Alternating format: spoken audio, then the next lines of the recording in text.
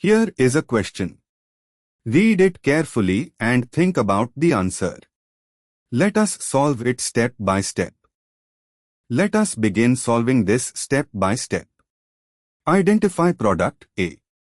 Acetylene, HCCH, undergoes acid-catalyzed hydration in the presence of HgSO4 and H2SO4. By Markovnikov's rule, water adds across the triple bond to give an enol which tautomerases to the more stable carbonyl compound. Since acetylene is symmetric, the product is acetaldehyde CH3CHO. So, A is equal to CH3CHO. Moving on to the next step. Identify product B.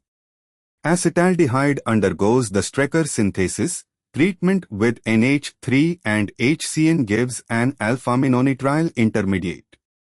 NH3 and HCN add across the carbonyl of CH3CHO. NH3 first forms a hemiaminal imine aldimine, then HCN adds to give CH3CH, NH2-CN, alpha-aminopropionitrile.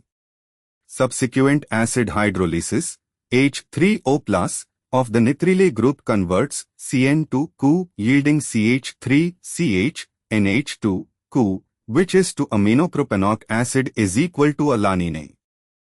And for the final step, glycine, H2N-CH2-COOH, would require formaldehyde, HCHO, as starting aldehyde, which would come from a one-carbon alkyne not applicable here.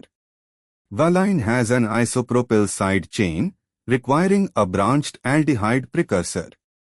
Leucine has an isobutyl side chain, requiring a longer aldehyde precursor. Only alanine matches the two-carbon chain, methyl group, from acetaldehyde via Strecker synthesis.